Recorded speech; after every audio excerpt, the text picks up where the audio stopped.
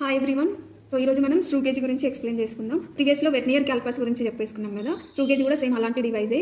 రెండు కూడా లెంత్ని మెజర్ చేయడానికి, లెంత్ బ్రెడ్త్ అవి మెజర్ చేయడానికి యూజ్ చేస్తూ ఉంటాం.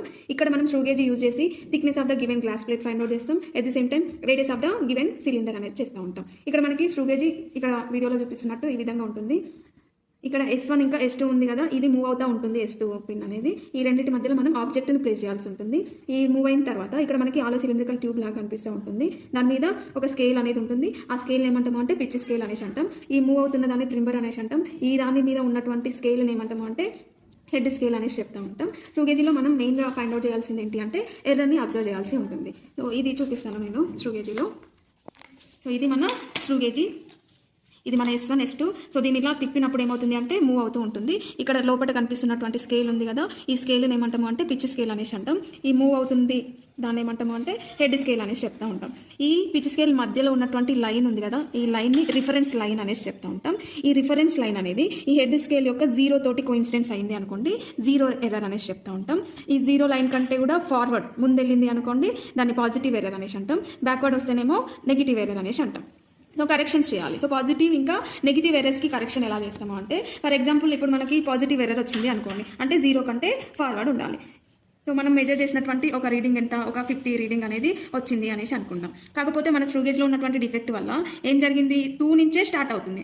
మన మెజర్మెంట్ అనేది 2 నుంచి 50 వరకు వచ్చింది. అంటే ఇక్కడ ఉన్నటువంటి ఈ 2 లైన్ మనం మెజర్ చేయకపోయినా కూడా మన వాల్యూకి అనేది యాడ్ అవుతుంది, గెయిన్ అవుతుంది. సో దట్ పాజిటివ్ ఎర్రర్ వచ్చినప్పుడు మనం కరెక్షన్ ఏం చేయాలి అంటే మైనస్ చేయాలి. అంటే ఈ 50 మైనస్ ఈ 2 చేసేస్తే వచ్చే వాల్యూ ఎంత, 48 వస్తుంది. సో ఇది పాజిటివ్ ఎర్రర్కి.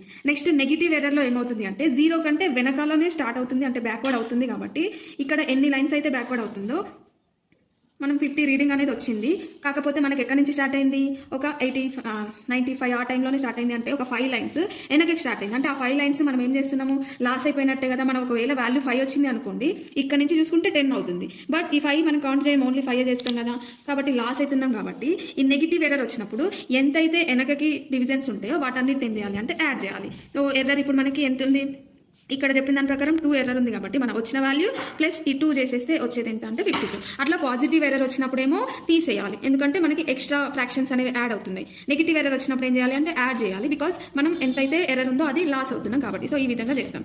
నెక్స్ట్ వచ్చేసి ఎల్సీ ఫైండ్ అవుట్ చేయాలి స్క్రూ గేజీలో. సో ఎల్సీ యొక్క ఫార్ములా ఏంటి అంటే pitch of the screw by number of the head scale divisions. ఇక్కడ మనకి పిచ్ ఆఫ్ ద స్కూల్ ఎంత ఉంటుంది అంటే 1 mm ఉంటుంది. హెడ్ స్కేల్ మీద ఎన్ని డివిజన్స్ ఉన్నాయి, ఓవరాల్గా చూసుకుంటే 100 డివిజన్స్ ఉంది. కాబట్టి 100 వేసుకొని వీటిని క్యాన్సిల్ చేసేసుకుంటే 0.01 mm వస్తుంది. ఇప్పుడు మనం ఏం చేద్దాము అంటే సిలిండర్ యొక్క రేడియస్ని ఫైండ్ అవుట్ చేయాలి. సో రేడియస్ ఫైండ్ అవుట్ చేయడానికి మనం ఫస్ట్ ఏం చేస్తాము అంటే డయామీటర్ ఫైండ్ అవుట్ చేసి డయామీటర్ బై 2 చేస్తే మన రేడియస్ అనేది. సో సిలిండర్ ప్లేస్ చేసినాం కదా, ఈ సిలిండర్ ప్లేస్ చేసిన తర్వాత ఫస్ట్ మనం ఇక్కడ పిచ్ స్కేల్ రీడింగ్ తీసుకుందాం. దాన్ని PSR అని పెట్టేసుకొని ఏ లాగా తీసేసుకుందాం. ఎన్ని లైన్స్ ఉన్నాయి మనకి, ఎన్ని లైన్స్ అయితే కనిపిస్తున్నాయో వాటిని కౌంట్ చేయాల్సి ఉంటుంది. ఇక్కడ ఎన్ని లైన్స్ అంటే 9 లైన్స్ కనిపిస్తున్నాయి. సో నెక్స్ట్ ఈ పిచ్ స్కేల్ మీద ఉన్నటువంటి ఈ రిఫరెన్స్ లైన్ ఈ మెయిన్ స్కేల్ మీద ఎక్కడ కోఇన్సిడెన్స్ అయిందో అక్కడ తీసేసుకోవాలి. ఇక్కడ కోఇన్సిడెన్స్ అయింది అంటే 85 లైన్స్ దగ్గర కోఇన్సిడెన్స్ అయింది. ఇవి HSR అంటాం. ఈ HSRలో మనకి అబ్జర్వ్డ్ వాల్యూ ఉంటుంది అండ్ ఆల్సో కరెక్టెడ్ వాల్యూ. అంటే ఇది మనకు వచ్చిన వాల్యూ, ఇది మనం ఎర్రర్ తీసేసిన తర్వాత ఉన్న వాల్యూ. అబ్జర్వ్ వాల్యూ ఎంత వచ్చింది, 85 వచ్చింది. మనకు ఉన్నటువంటి ఎర్రర్ ఏంటి, negative error. So negative error వచ్చినప్పుడు మనం ఎట్లాంటి కరెక్షన్ చేస్తాం, ప్లస్ చేస్తాం. ఎర్రర్ ఎంత ఉంది, 10 ఉంది, అంటే +10 చేయాల్సి ఉంటుంది. +10 చేస్తే మనకు వచ్చినటువంటి కరెక్టెడ్ వాల్యూ 95. దీన్ని N అనుకుందాం. నెక్స్ట్ B = ఏంటి అంటే N × LC. ఈ HSRలో వచ్చినటువంటి వాల్యూని LC తోటి మల్టిప్లై చేయాలి. ఎంత వచ్చింది, 95 ఇంటూ మన LC ఎంత 0.01 mm.